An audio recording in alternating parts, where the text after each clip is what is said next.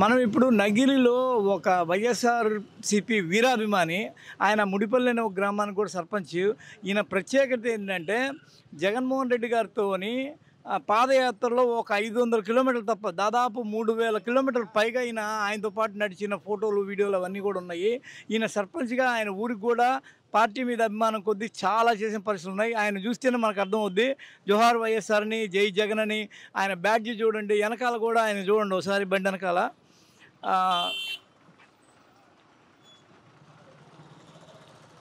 వైఎస్ఆర్‌సీపీ అన్నా, జగన్ అన్నా, లేకపోతే రాజశేఖర రెడ్డి అన్నా ఈయనకంత అభిమానము.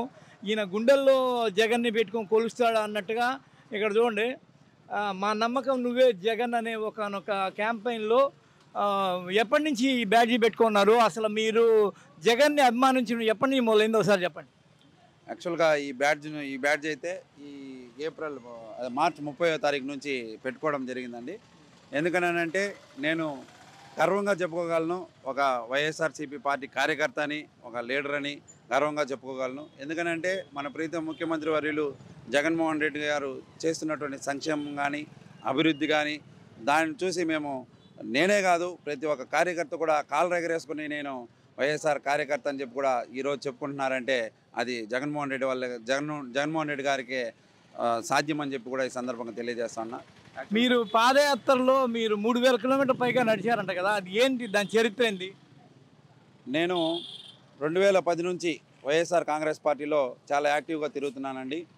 నేను పెద్ద చదువు పీజీ చేసినా కానీ వైఎస్ రాజశేఖర రెడ్డి గారి వారి మీద అభిమానంతో, అదేవిధంగా జగన్మోహన్ రెడ్డి గారి మీద అభిమానంతో అవన్నీ వదిలిపెట్టి మా ఊరికి మంచి చేయాలి, అది జగన్మోహన్ రెడ్డి గారి బాటలో నడిస్తేనే అది సాధ్యమవుతుందని చెప్పి కూడా నేను దృఢంగా సంకల్పించి జగన్మోహన్ రెడ్డి గారితో నా ప్రయాణం కొనసాగిస్తూ ఉన్నాను. 2010 నుంచి నేను వైఎస్ఆర్ కాంగ్రెస్ పార్టీలో తిరుగుతానని పార్టీ మొదలుపెట్టినప్పటి నుంచి. అంతేకాకుండా జగన్మోహన్ రెడ్డి గారు ఏదైతే పాదయాత్ర అనౌన్స్ చేసినారో ఆ రోజు నుంచి కూడా నేను మా కలియుగ దైవం వెంకటేశ్వర స్వామికి మొక్కుకోవడం, గడ్డం పెంచడం, జగన్మోహన్ రెడ్డి గారు పాదయాత్ర సక్సెస్ అవ్వాలని, అదేవిధంగా ఆయన ముఖ్యమంత్రి అవ్వాలనే ఒక ఉద్దేశంతో గడ్డం మొక్కుకొని ఆయన పాదయాత్ర ఏదైతే ఇడుపులపాయలో స్టార్ట్ చేసినారో ఆ రోజు నుంచి కూడా పాదయాత్ర స్టార్ట్ చేసిన రోజు నుంచి పాదయాత్ర ముగింపు వరకు దాదాపు 3100 కిలోమీటర్లు ఆయనతో పాటు నడవడం జరిగింది. ఎందుకనంటే ఏదైతే రాజశేఖర రెడ్డి గారు సంక్షేమ పాలన, అభివృద్ధి పాలన ఏదైతే మధ్యలో దేవుడు కరుణించగా రాజశేఖర రెడ్డి గారిని తీసుకెళ్ళిపోయారో దాన్ని కొనసాగించాలనే ఉద్దేశంతో, ఆంధ్రప్రదేశ్ని అభివృద్ధి చేయాలనే ఉద్దేశంతో జగన్మోహన్ రెడ్డి గారు సంకల్పించారో ఆ సంకల్పానికి మనం కూడా ఉడతా భక్తి సాయంతో మనం కూడా అండగా నిలవాలని చెప్పి నేను కూడా సంకల్పించి ఆయన వెంట నడుస్తూ ఉన్నాను. ఓకే. అయితే మీరు ఇక్కడ నగరిలో మీరు ఒక గ్రామానికి, ముడిపల్లి అనే గ్రామానికి సర్పంచ్ కదా, ఇక్కడ అభివృద్ధి జగన్మోహన్ రెడ్డి పాలనలో ఎలా సాగుతుంది? దాని లోటుపాట్లు ఏంటి? మంచి చెడ్డలు ఏంటి? గతంలో స్వాతంత్రం వచ్చినప్పటి నుంచి కూడా మనం ఏదైతే ఎన్నో మీటింగ్లో కానీ అంత పెద్ద రాజకీయ నాయకులు కానీ అందరూ ప్రభుత్వ ఉన్నత పదవుల్లో ఉన్నవారందరూ కూడా గాంధీజీ కలలు కన్న గ్రామ స్వరాజ్యం సాధించాలని చెప్తున్నారే కానీ దానికి ఒక రూపు తీసుకుని వచ్చిన వ్యక్తి మాత్రం ఈ దేశ చరిత్రలో ఒకే ఒక వ్యక్తి ఎవరైనా ఉన్నారని అంటే అది మన ప్రీతం ముఖ్యమంత్రి వైఎస్ జగన్మోహన్ రెడ్డి గారు మాత్రమే. ఎందుకనంటే ఈరోజు గ్రామాల్లో సచివాలయాలను ఏర్పాటు చేసి, రైతు భరోసా కేంద్రాలను ఏర్పాటు చేసి, అదేవిధంగా వాలంటీర్ వ్యవస్థను ఏర్పాటు చేసి, సచివాలయ వ్యవస్థను ఏర్పాటు చేసి ఏదైతే ప్రజలు కోరుకుంటున్నారో వారి ముంగిటికే ఈ ప్రజాసేవలను అందుబాటులోకి తీసుకుని వచ్చినటువంటి ఘనత వైఎస్ జగన్మోహన్ రెడ్డి గారికి దక్కుతుందని కూడా ఈ సందర్భంగా తెలియజేసుకుంటా ఉన్నాం. ఎందుకనంటే గత పాలకుల పాలనలో చూసుకున్నట్లయితే ప్రజలు నానా అవస్థలు పడుతూ ఏదైనా క్యాస్ట్ కానీ, ఇన్కమ్ సర్టిఫికేట్లు కానీ, ఫ్యామిలీ మెంబర్ సర్టిఫికేట్ కోసం కానీ ఏదైనా సర్టిఫికేట్ల కోసము ఆ సర్టిఫికేట్ల కోసము రోజుల కొద్దీ గంటల తరబడి ఆఫీసుల దగ్గర కానీ ఆఫీసుల చుట్టూ తిరిగే పరిస్థితి గతంలో ఉండేది. ఈరోజు చూసుకుంటే ఆ పరిస్థితికి పూర్తి భిన్నంగా ఏదైతే ప్రజలు కోరుకుంటున్నారో ఆ సేవలు వాళ్ళ ముంగిటకే, వాళ్ళ ఇంటి వద్దకే వాలంటీర్ వ్యవస్థ ద్వారా జగన్మోహన్ రెడ్డి గారు ఈరోజు చేరుస్తూ ఉన్నారు. అంతేకాకుండా ఏదైతే సంక్షేమ పథకాలు అమలు చేస్తున్నారు, నవరత్నాలు ఆయన పాదయాత్రలో భాగంగా ఇచ్చినటువంటి హామీలను నవరత్నాల రూపంలో ఈరోజు నెరవేరుస్తున్నారు. అది కూడా అవినీతి లేకుండా ఏ యొక్క చిన్న పొరపాటు కూడా లేకోకుండా డైరెక్ట్గా ఎవరైతే లబ్ధిదారులు ఉన్నారో వారి ఖాతాల్లోకే డబ్బులు జమ చేయడం జరుగుతూ ఉంది. అయితే ఇప్పుడు నగిరి మండలం లేకపోతే ఈ నియోజకవర్గంలో మీది మేజర్ పంచాయతీ కదా, ఈ పంచాయతీకి మీరు ఏమేమి వర్క్ చేశారు ఒక సర్పంచ్గా చెప్పండి. ఈరోజు ఇందాక చెప్పుకున్నట్లు జగన్మోహన్ రెడ్డి గారు తీసుకొచ్చినటువంటి సచివాలయ వ్యవస్థ ద్వారా మా గ్రామంలో సచివాలయం భవనం కానీ, అదేవిధంగా ఆర్బీకే రైతు భరోసా కేంద్రం కానీ, బల్క్ మిల్క్ సెంటర్, ఈ పాల రైతులకు ఎవరైతే పాడి రైతులు మా జిల్లాలో అయితే పాడి అనేది చాలా ముఖ్యమైనటువంటి ప్రస్తుతానికి ఇక్కడ ఉన్నటువంటి ముఖ్యమైన సంపాదన మార్గం ప్రజలకి. ఆ పాడికి దానికోసం అని చెప్పి అమూల్ సంస్థతో ఒప్పందం కుదుర్చుకొని ఈరోజు బల్క్ మిల్క్ సెంటర్ అని చెప్పేసి అక్కడే స్థాపించడం, ప్రతి ఒక్క రైతుకు పాడి రైతుకు మేలు చేకూర్చే విధంగా 1 లీటర్కు 4 రూపాయల చొప్పున అదనంగా ప్రభుత్వమే చెల్లించడం అని చెప్పి చెల్లింపులు చేస్తూ ఉన్నారు. ఇది చాలా ఆనందదాయకము. ఈ పాల ఉత్పత్తికి పెంచడానికి కానీ, పాడి రైతులు మంచికి కానీ ఇది చాలా తోడ్పాటును అందిస్తుందని చెప్పి కూడా ఈ సందర్భంగా తెలియజేస్తున్నారు. సర్పంచ్గా మీ ఊర్లో మీరు ఏమేమి డెవలప్మెంట్ చేసి చూపించారు? మా ఊర్లో ఇంతకుముందు గతంలో పొలాల్లోకి వెళ్ళడానికి రైతులకి చాలా ఇబ్బందులు ఉండేవి.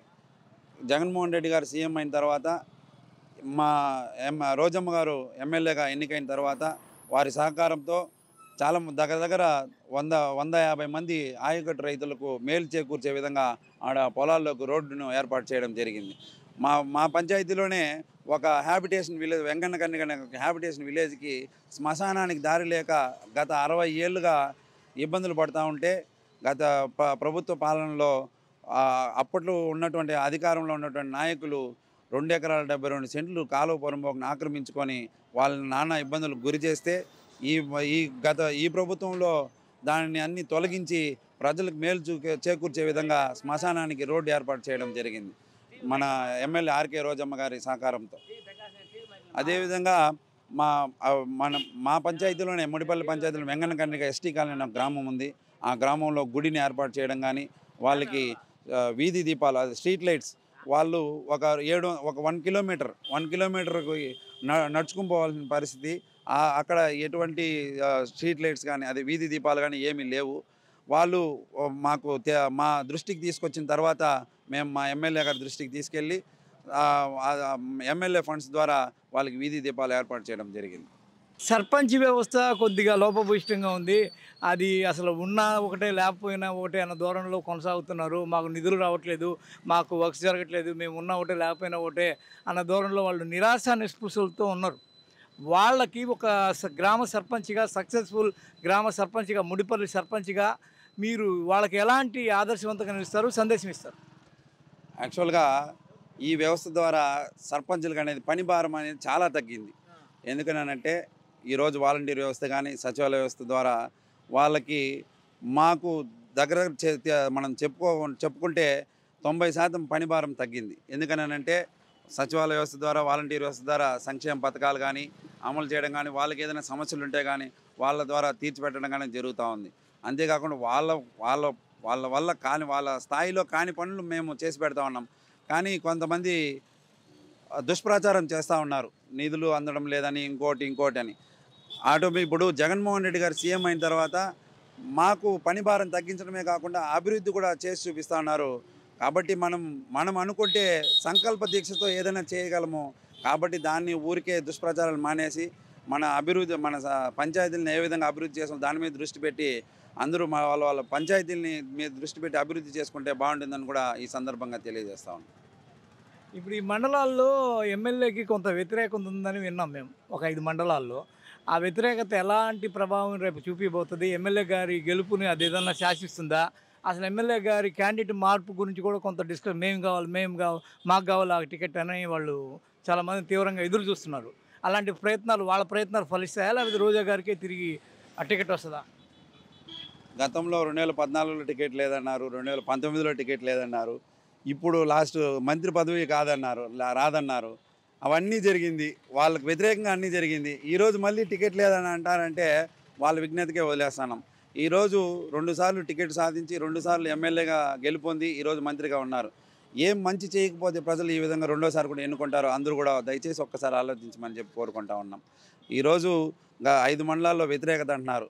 వాళ్ళ యొక్క స్వార్థం కోసము వ్యతిరేకత తప్పితే ప్రజల్లో కానీ మిగతా నాయకుల్లో కానీ ఎటువంటి టీడీపీ నుంచి మనుషులను వచ్చింది కాబట్టి ఆ మనుషులను తెచ్చుకొని వాళ్ళని ఎంకరేజ్ చేస్తుంది, మమ్మల్ని చేయట్లేదు అని ఇక్కడ గట్టిగా మాట్లాడుతున్నారు.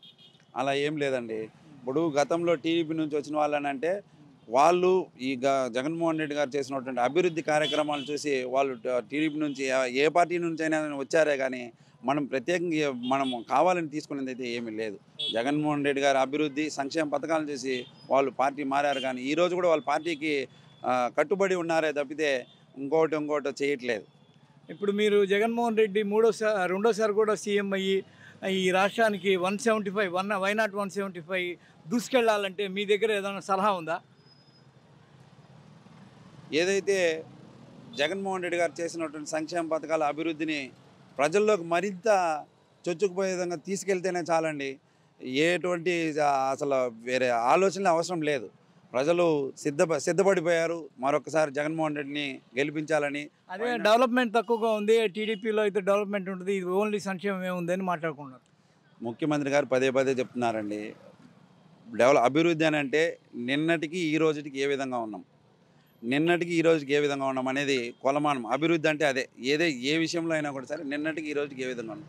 ఇప్పుడు గత ప్రభుత్వంలో తీసుకుంటే స్కూళ్ళు ఎంత అధ్వానంగా ఉన్నాయనంటే స్వాతంత్రం వచ్చినప్పటి నుంచి కూడా కనీసం రంగులు వేసే పరిస్థితులు లేని పరిస్థితుల్లో ఈరోజు కార్పొరేట్ వ్యవస్థ కంటే కూడా మించి ఈరోజు స్కూళ్ళు కానీ హాస్పిటల్ కానీ గవర్నమెంట్ హాస్పిటల్ కానీ అభివృద్ధి చెంది ఈరోజు ఎంత చక్కగా గవర్నమెంట్ స్కూల్లో గత ప్రభుత్వాల్లో కంటే స్ట్రెంత్ కంటే ఈరోజు రెట్టింపు స్థాయిలో ఈరోజు చాలా మీరు గమనించినట్లయితే చాలా ప్రభుత్వ పాఠశాలలో బోర్డులు పెట్టారు, ఇక్కడ సీట్లు ఫుల్ అయిపోయినాయని చెప్పేసి. అలాంటి పరిస్థితి వచ్చిందంటే ఆలోచించాలి ఒక్కసారి అందరూ కూడా. గవర్నమెంట్ వ్యవస్థలో గవర్నమెంట్ స్కూళ్ళల్లో ఇక్కడ సీట్లు లేవు, ఫిల్ అయిపోయిందని అని బోర్డులు పెట్టేంత అవసరం వచ్చిందని అంటే కూడా మనం ఒక్కసారి ఆలోచించాలని చెప్పి కూడా ఈ సందర్భంగా తెలియజేసుకుంటాం. రోడ్లు లేవు, అవి లేవు, ఇవి లేవు, అంతా సంక్షేమానికే పోతుంది అనేది ఇప్పుడు కంప్లైంట్. రోడ్లు ఎక్కడ బాగోలేదండి, అన్ని చోట్ల బాగుందండి. ఇప్పుడు రోడ్లు బాగాలేదంటున్నారు కదా, ఎందుకు బాగాలేదండి అంటే మీరు గతంలో వేసిన రోడ్లు అంత నాసిరకంగా వేశారా? మీరు నాసిరకంగా వేసి కాబట్టే కదా ఈరోజు రోడ్లు బాగాలేకుండా పోయినాయి. ఇప్పుడు మనం రోడ్డు వేసాం, దాని లైఫ్ టైం అనేది ఉంటుంది కదా, అంటే ఆ లైఫ్ టైం కూడా నోచుకోలేనంత నాసిరకంగా మీరు రోడ్లు వేశారని చెప్పి కూడా మేము ప్రశ్నిస్తూ ఉన్నాం. మీరు జగన్ అంటే మీకున్న అభిమానం అది ఎంత పెద్దది అనేది ఒక మాటలో చెప్పండి. అది చెప్పలేనండి, మాటల్లో చెప్పలేనండి. ఇప్పుడు ఒక సందర్భం చెప్తాను. ఈ మామూలుగా నగిరికి జగన్మోహన్ రెడ్డి వచ్చారనుకోండి, నగిరి నుంచి తిరుపతికి వెళ్ళేందుకు కూడా ఆయన వెంటనే నడుస్తూ ఉంటాను. ఆయన ఎంత అందుబాటులో ఉంటే అంత పిచ్చి అన్నమాట. అది చెప్పుకోలేను, అది మాటల్లో చెప్పుకోలేని పరిస్థితి. నాకు మీసేవ ఒకటి ఉండేదండి. ఒక సందర్భం నాకు మీసేవ ఒకటి ఉండేదండి. నా మీసేవకి వెళ్ళకపోయినా నాకు గత ప్రభుత్వంలో నాకు నెల 20,000 రూపాయల ఆదాయం వచ్చేది. ఆ ఆదాయాన్ని కూడా వదులుకొని జగన్మోహన్ రెడ్డి గారి మీద ప్రేమతో వచ్చానంటే అర్థం చేసుకోండి. ఆదాయాన్ని వదులుకొని జగన్మోహన్ రెడ్డి గారి మీద ప్రేమతో వచ్చాను. అది థ్యాంక్ యూ. ఇప్పటివరకు మనకి ఒక గ్రామ సర్పంచ్గా మాత్రమే కాకుండా ఆయన ఒక వైఎస్ఆర్సీపీ అభిమానిగా, వీరాభిమానిగా ఆయనతో పాటు జగనన్నతో నడిచి 3,100 కిలోమీటర్లు నడిచి ఈ రోజులకి జగనన్న కానీ నగరికి వస్తే ఆయన వెంటే ఉండి అలాగే ఉంటాను. నాకు అంత పిచ్చి అభిమానము. సర్పంచులుగా మనం పనిచేయడానికి ఎవరు ఈ అడ్డంకులు లేదు. ఇదంతా దుష్ప్రచారము. నేను ఒక ముడిపల్లి అనే గ్రామ సర్పంచ్గా ఎంతో నా స్వయం శక్తితో పనిచేస్తూ అక్కడ ఆదర్శవంతంగా నిలిచే ప్రయత్నం చేస్తున్నాను. అందరూ ఆ ప్రయత్నం చేస్తే ఇక్కడ ఎవరు కాదనరు. ఈసారి కూడా రోజానే వస్తుంది. ఆమెకి ఎన్నిసార్లు టికెట్ లేదన్నా, మంత్రి పదవి లేదన్నా ఆమె తిరిగి దక్కించుకున్నారు. ప్రజల అభిమానం పుష్కలంగా ఉంది. రెండోసారి కూడా వైఎస్ జగన్మోహన్ రెడ్డి గారే సీఎంగా అవుతారని ఈ యువకుడు వీరాభిమాని వైఎస్ఆర్సీపీ తరఫు నుంచి సర్పంచ్గా పనిచేస్తున్న ప్రకాష్ అనే వ్యక్తి మనతో చెబుతున్న మాట. థ్యాంక్ యూ అండి. Thank you. హాయ్ ఫ్రెండ్స్, మా టుడే టుమారో యూట్యూబ్ ఛానల్ చూస్తున్నందుకు చాలా థ్యాంక్స్. మరిన్ని లేటెస్ట్ వీడియోస్ కోసం వెంటనే సబ్స్క్రైబ్ చేయండి. అలాగే ఈ బెల్ ని కూడా రింగ్ చేసేయండి. మా నోటిఫికేషన్స్ అన్ని మీ మొబైల్లో వస్తాయి. అలాగే మా వీడియోస్ మీకు నచ్చితే లైక్ చేయండి, షేర్ చేయండి, నచ్చకపోతే కామెంట్ చేయండి.